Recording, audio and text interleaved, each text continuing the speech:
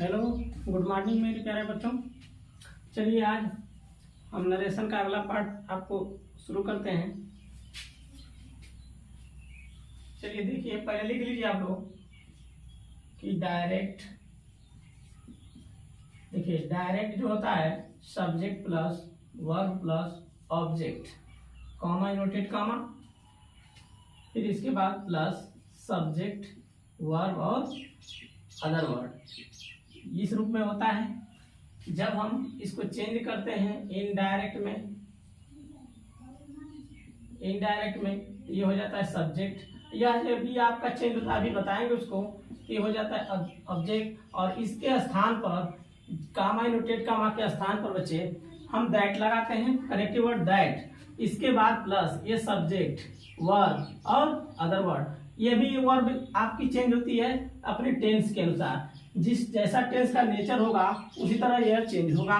तो चेंज करने का नियम देख लीजिए, कहता है देखिए इस चीज को हम आर भी बोलते हैं और इस चीज को आर एस बोलते हैं। ये पिछले वीडियो में हम बता चुके थे आप लोग को।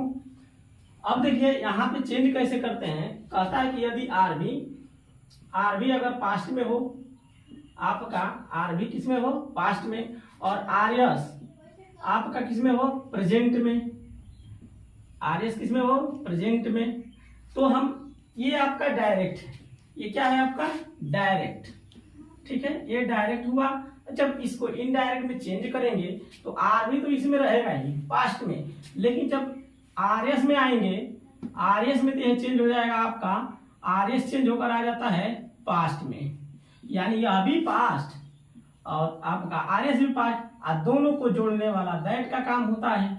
तो दोनों को जोड़ दिया था, अब एक सेंटेंस यानी एक यह टेंस में आ जाएगा जिसका नाम हो जाएगा पास्ट टेंस। यानी नियम यही कहता है कि पहला क्लाउज अगर पास्ट हो तो दूसरा क्लाउज भी पास्ट ही होना चाहिए। बीच में जो है कंजंक्शन का प्रयोग किया जाता है जोड़ने के लिए दो सेंटेंसेस को। तो इस तरह से होता है डायरेक्ट से और इनडायरेक्ट। अब देखिए कहता है यदि आरबी में आपका शेड टू आया हूं और से टू आया हूं और सेज टू आया हूं, इसके बाद ऑब्जेक्ट होता है। इसके बाद आरबी में क्या होता है, ऑब्जेक्ट। तो इन सबको हम चेंज करते हैं किसमें, इसको चेंज कर देंगे टोल्ड में, इसको देखिए से टू को चेंज करेंगे टेल में, और सेज टू को चेंज करेंगे टेल्स में। इस तरह से चेंज हो जाएगा। कब, जब इन सब के बाद यहाँ ऑब्जेक्ट होगा, यानी आरबी में यहाँ पे जो सब्जेक्ट है वर्ब है और यहाँ ऑब्जेक्ट है, तभी इस वर्ब को हम चेंज करते हैं, अन्यथा चेंज नहीं करते। सेम उसी को तब लिख देंगे। और इसके बाद यहाँ पे जो कामा दिख रहा है बच्चे, इसके बाद यहाँ पे लगा देते हैं दैट, और इसके बाद ये जो सब्जेक्ट है इसके बाद सेम वो सब्जेक्ट आ जाता है। फिर ये जो टेंस होता है, टेंस बता दिए, अगर आर भी पास्ट में हो, आर एस प्रेजेंट में हो, तो इसको चेंज करते समय आर एस का टेंस भी पास्ट टेंस हो जाता है।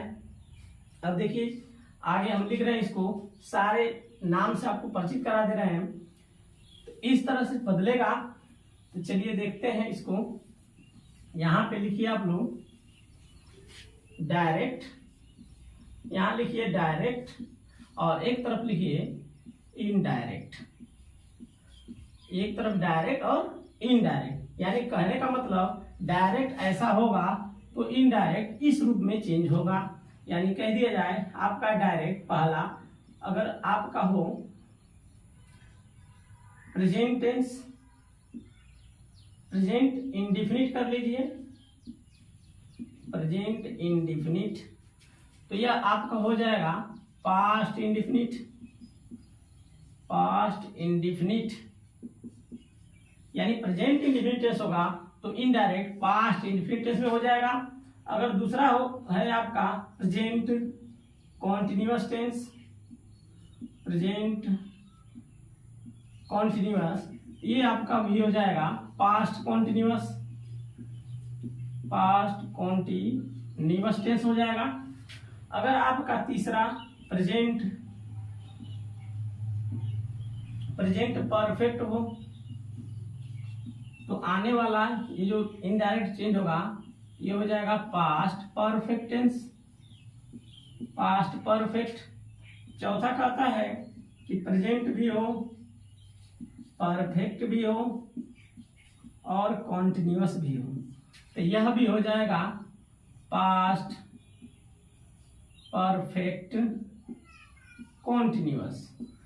ठीक है बच्चे, अब देखिए अगर ये प्रेजेंट ऐसा था तो पास्ट में चेंज हुआ। अब पास्ट टेंस ही अगर आपका डायरेक्ट में आ जाए, पास्ट टेंस अगर इधर आ जाए, तो यानी पांचवा नियम कहता है कि पास्ट इंडिफिनिट डायरेक्ट हो, ठीक है, पास्ट इंडिफिनिट टेंस हो डायरेक्ट में, तो ये आपका पास्ट परफेक्ट हो जाएगा, पास्ट परफेक्ट टेंस हो जाता है।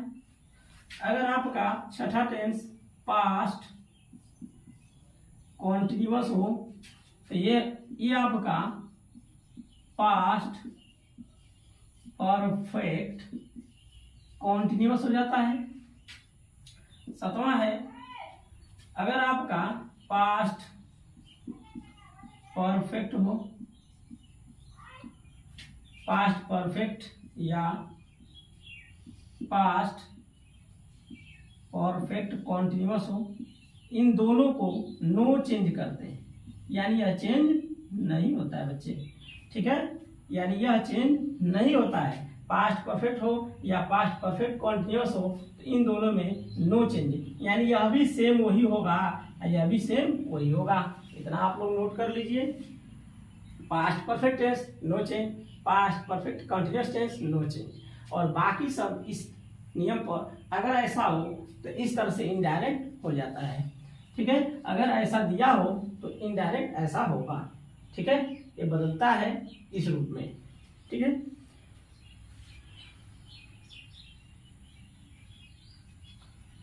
चलिए इसके एचबी से भी आपको परिचय करा दिया जाए।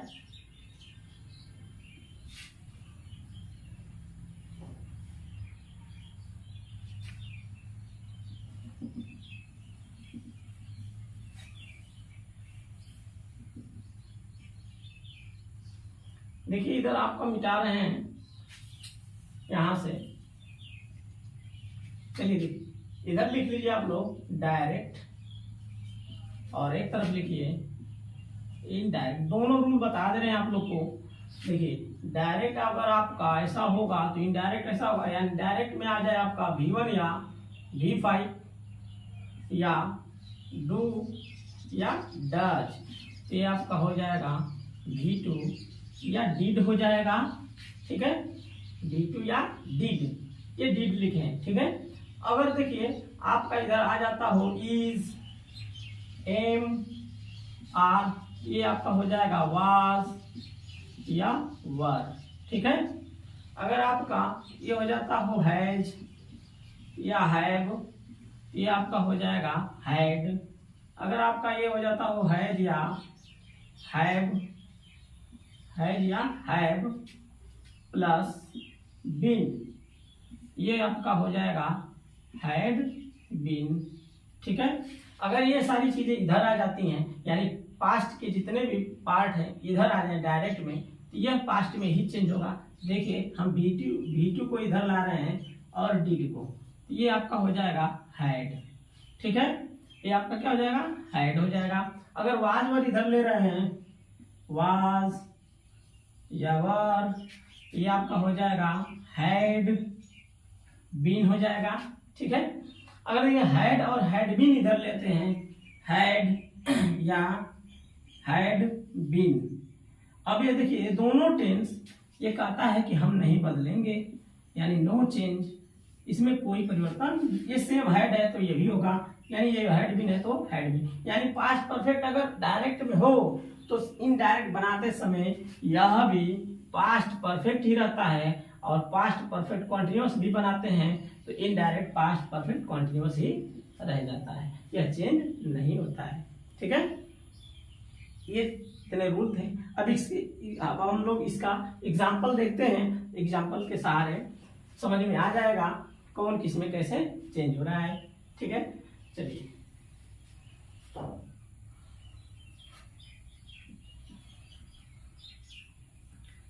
मेहनत से पढ़िए सभी लोग बच्चे।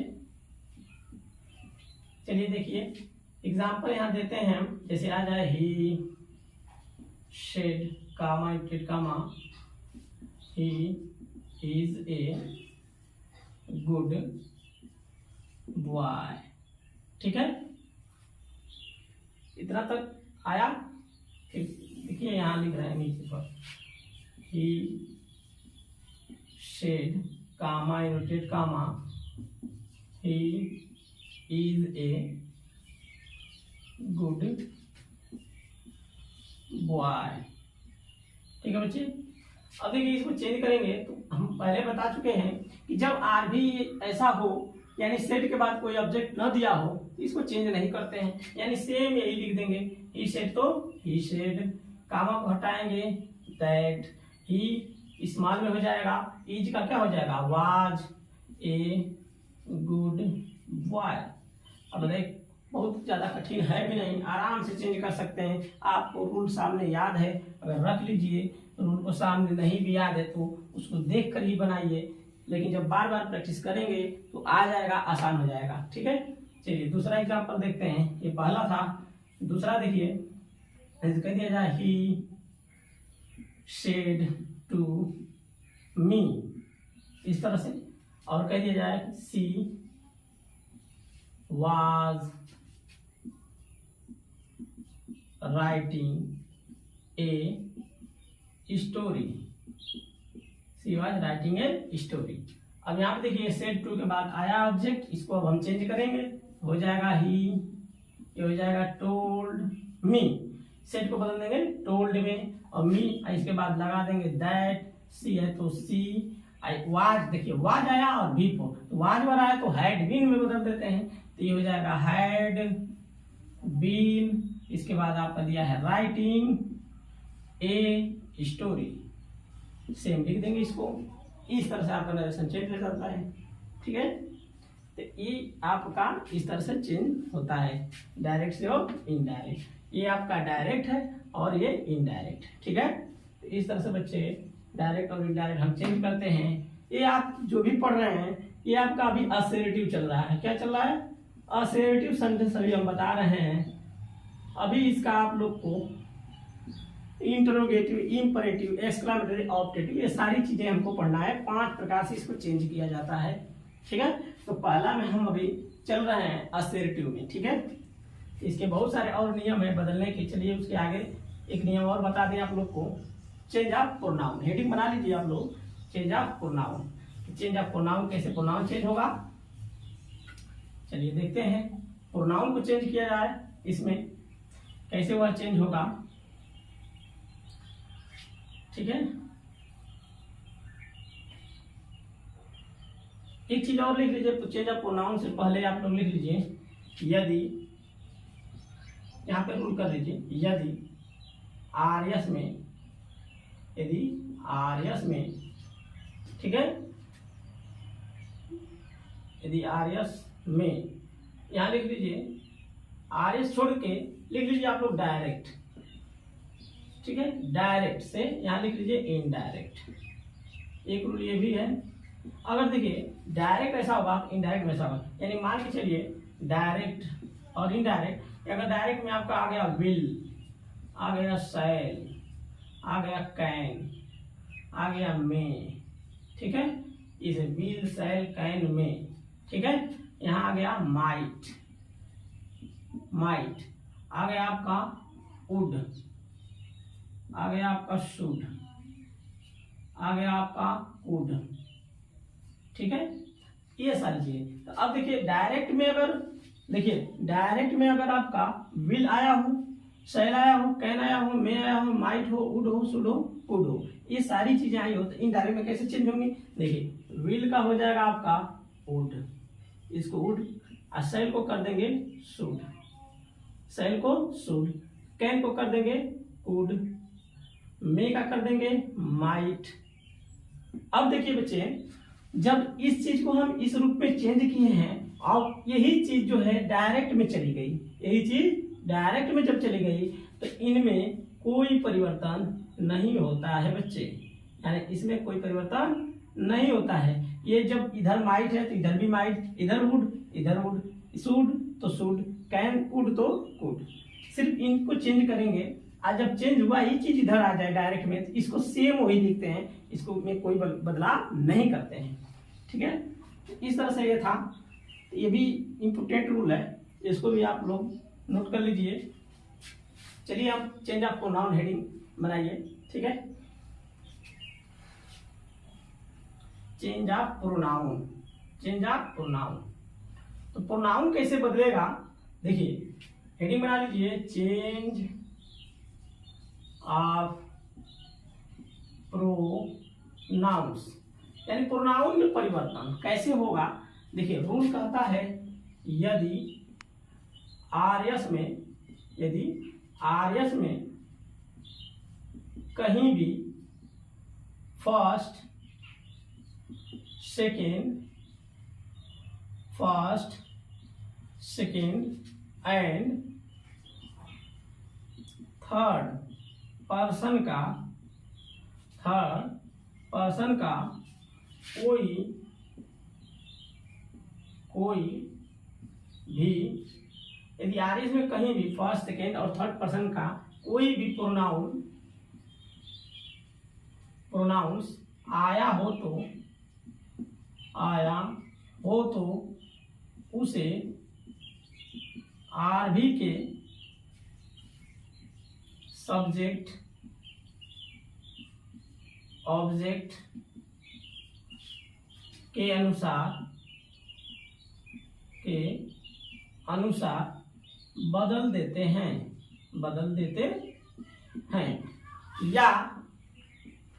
या सन बटे 123 के अनुसार बदल देते हैं, या उसे सन बटे 123 के अनुसार बदल देते हैं। यहाँ तक नोट कर लीजिए।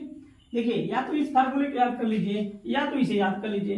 कह रहा है यदि आरएस में कहीं भी first second and third person का कोई भी प्रोनाउंस आया हो तो उसे आरबी के सब्जेक्ट ऑब्जेक्ट के अनुसार बदल देते हैं। यानी यहाँ पे जो एन लिखा है बच्चे, एन का मतलब नो चेंज। अगर आरएस में थर्ड पर्सन आता है तो उसका मतलब होता है नो चेंज, यानी फर्स्ट पर्सन होगा तो आरबी के सब्जेक्ट के अनुसार चेंज होगा, सेकेंड पर्सन आरबी के ऑब्जेक्ट के अनुसार, थर्ड पर्सन नो चेंजिंग। यानी देखिए यहाँ पे जो सन लिखा हुआ है और यहाँ पे 1 2 3, यानी ये आपका आरबी है और ये आपका आरएस है। ठीक है, आरएस में ये चीजें आई होंगी, आरबी में ये होंगी। अगर ऐसा हो तो इसको इसी नियम से बदलेंगे। इसको यानी फर्स्ट कहता है सेकेंड सब्जेक्ट के अनुसार चेंज होंगे, सेकेंड कहता है हम ऑब्जेक्ट के अनुसार, थर्ड कहता है कि हम नहीं बदलेंगे, यानी नो चेंज। ठीक है, तो चलिए इसका भी एग्जाम्पल दे दे रहे हैं, इसको भी एग्जाम्पल के सहारे देख लीजिए, समझ में आ जाएगा कि कैसे यह चेंज होता है।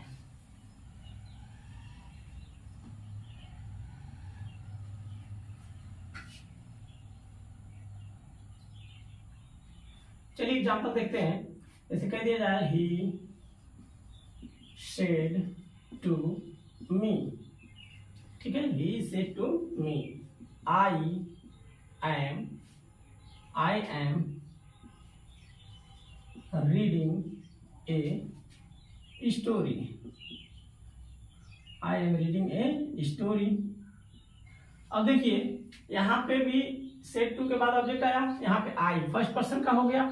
अब देखिए चेंज करेंगे इसको तो हो जाएगा ही, सेट टू को बदल देंगे टोल्ड में, इसके बाद मी यहाँ लगा देंगे दैट।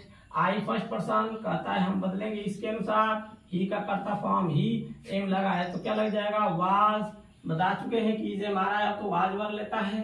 अगर यहाँ पे प्लूरल सब्जेक्ट होगा तो इसके साथ वर का प्रयोग करेंगे, तो ही वाज रीडिंग